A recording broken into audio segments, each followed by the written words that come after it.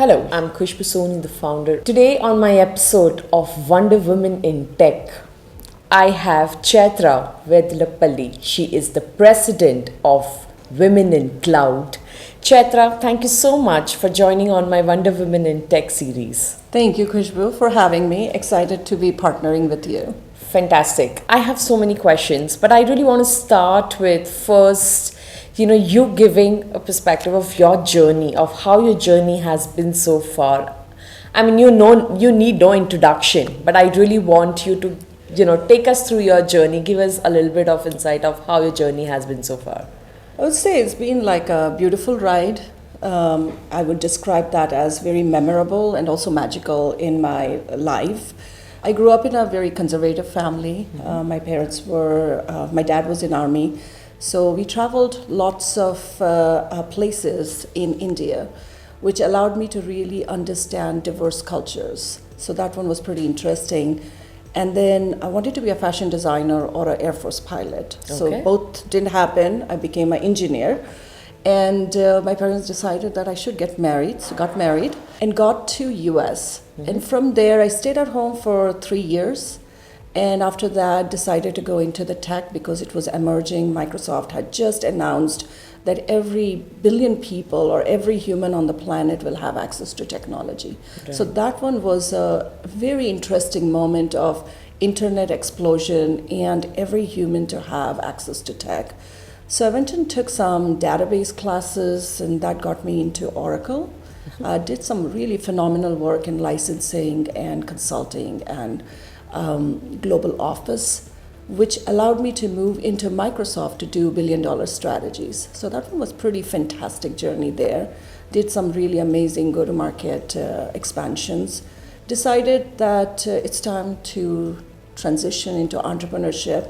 So I've been doing for 7 years. I'm still learning, and but being an entrepreneur, I think I'm in my ultimate element of who I needed to be. Okay. So I have a corporate skills and an entrepreneur skills at the same time. So I have a tech marketing company called Esmela. I have a community called Women in Cloud. We support over 120,000 people in 69 countries.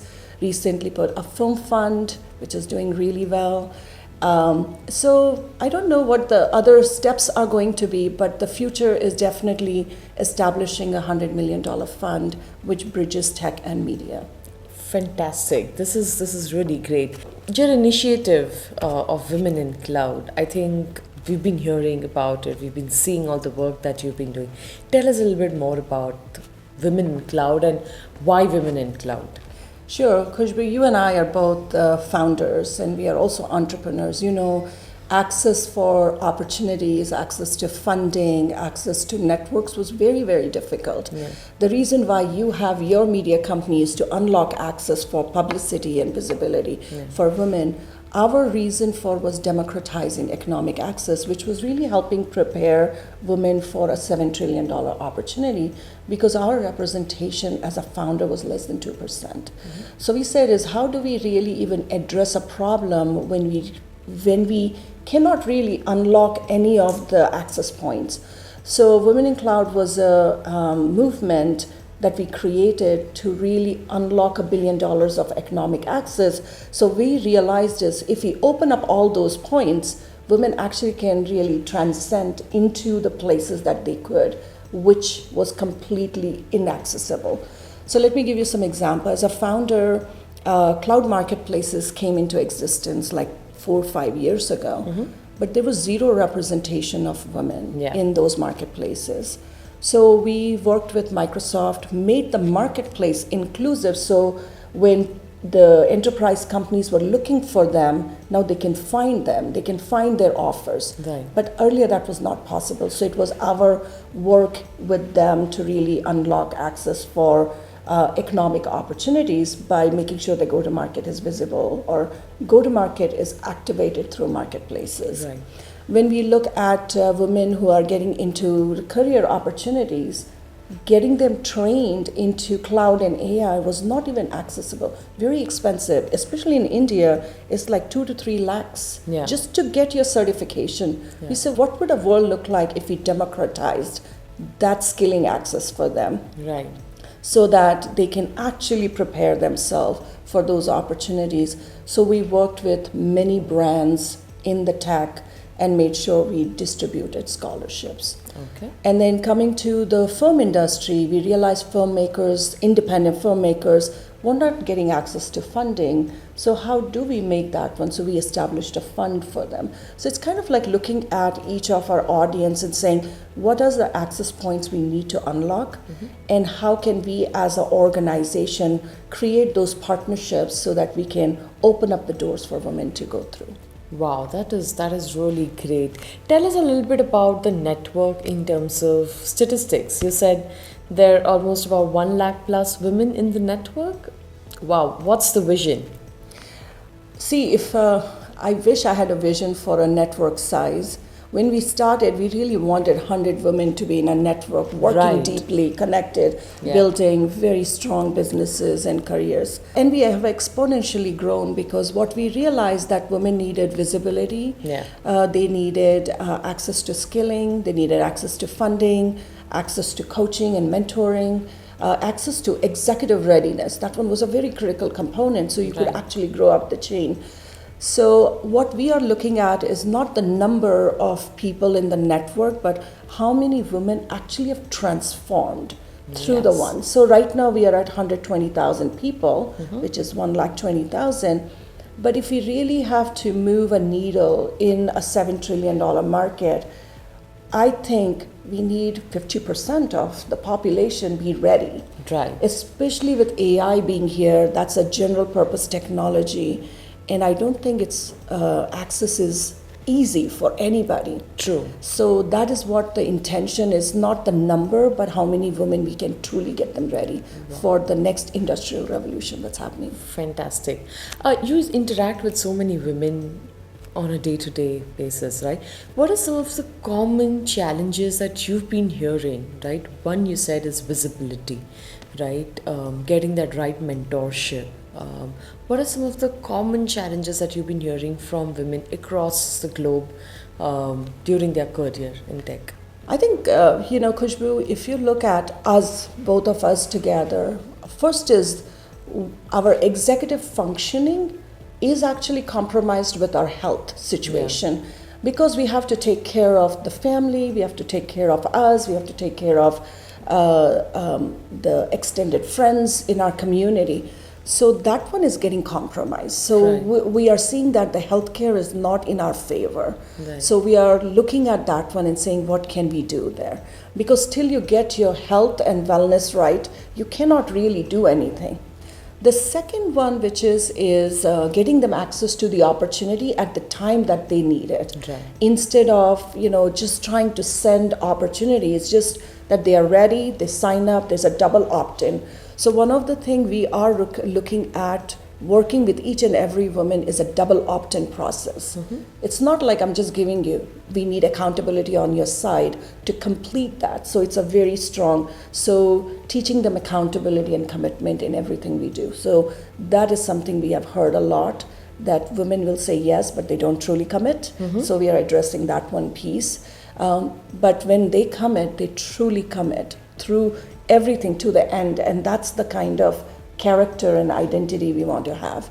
The third one is a lot of women have left their jobs in COVID and they want to come back. Yeah. So they're looking the routes of how they come back. Are they coming back as a business owners, or they're coming back as employees or freelancers? So we want to create those channels that is easy for them to achieve their vision and outcome.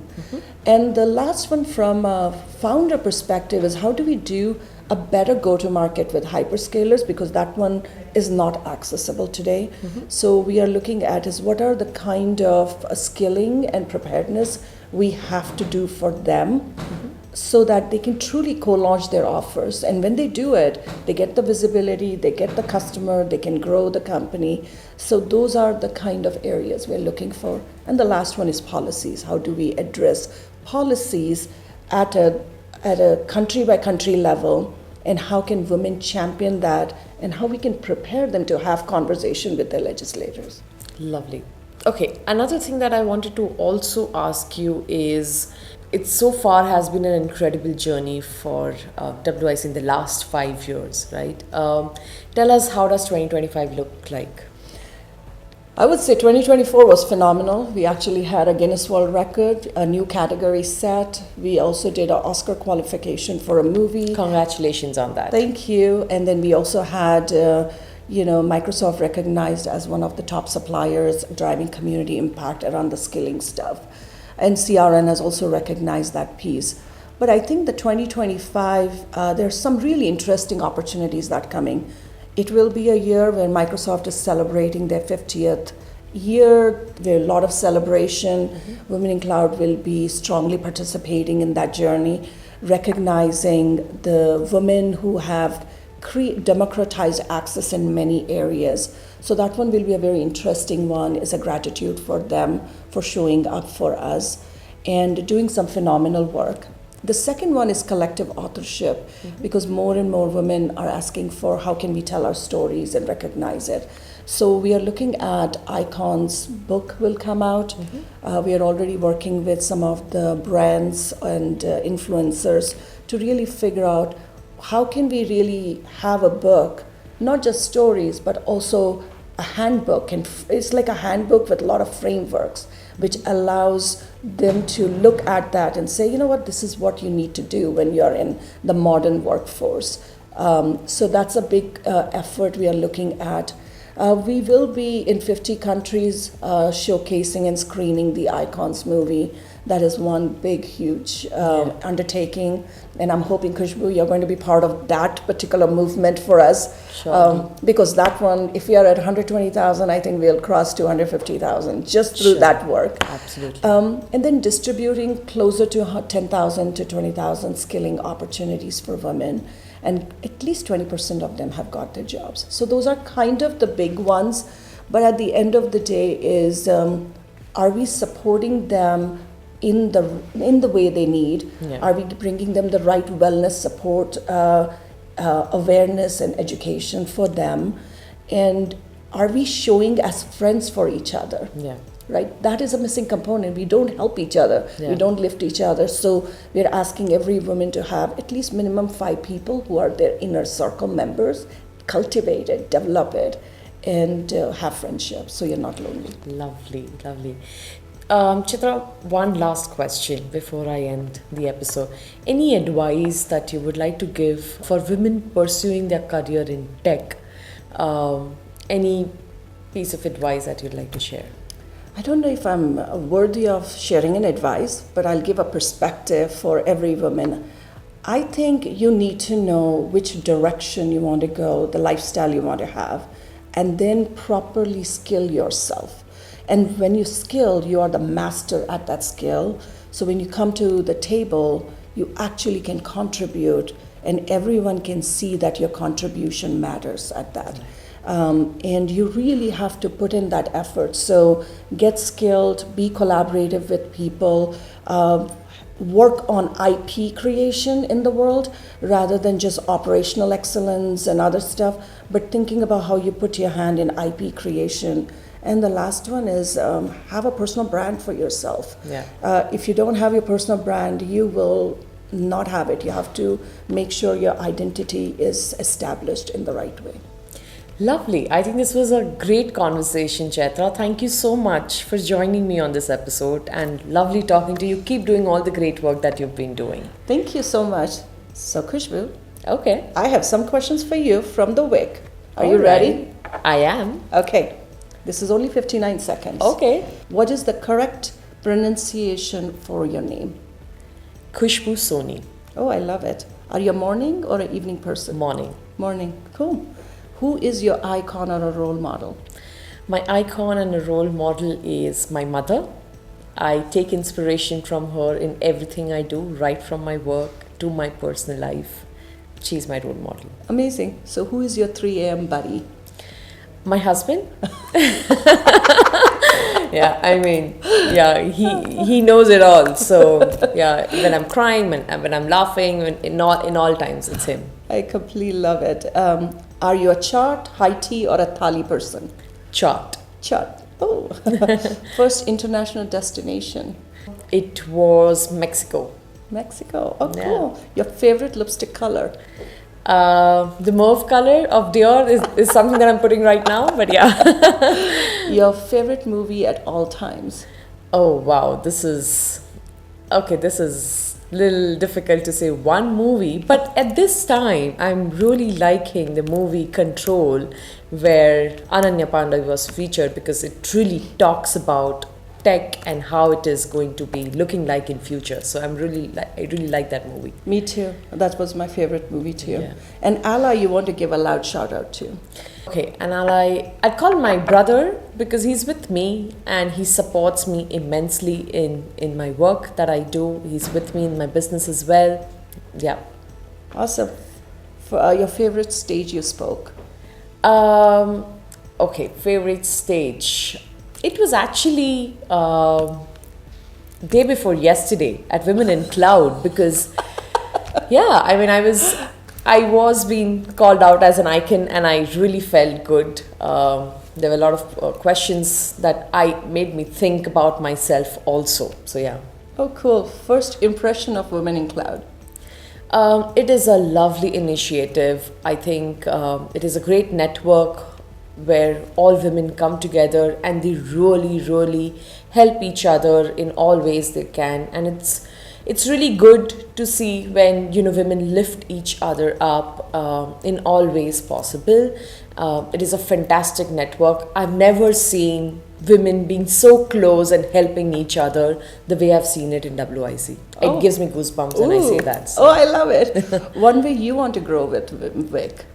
I definitely want to contribute in all ways I can. I run my own network channel in the technology space through our media, and I want to amplify. That will be my contribution. Amplify WIC in all ways I can, and get WIC introduced to as many women as I can, so that they can be part of this network and leverage this network. Oh, I love it.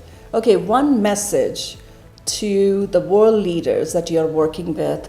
So what's one message for the world leaders democratizing economic access for women? In my series that I have been driving with CIA News in around Wonder Women in Tech and Wonder Women in AI, I've spoken to a lot of CIOs, women CIOs, VPs across the globe, and I have heard them share their challenges on my episodes, and they were real challenges, and I think every woman do have challenges in their journey. Personal, I understand they fight it and they get through it. Professional, I think we need more allyship, we need more policies to come in place. I think there need to be, I'll not say equality, but I definitely feel that, there's a lot of dialogues around equality, but I feel it really requires our attention, that it needs to be treated that there are opportunities given to both. Perfect. You did so amazing. Yeah? Thank you. Okay. Thank you so much. It was lovely, Chaitra. Thank you, Khushbu.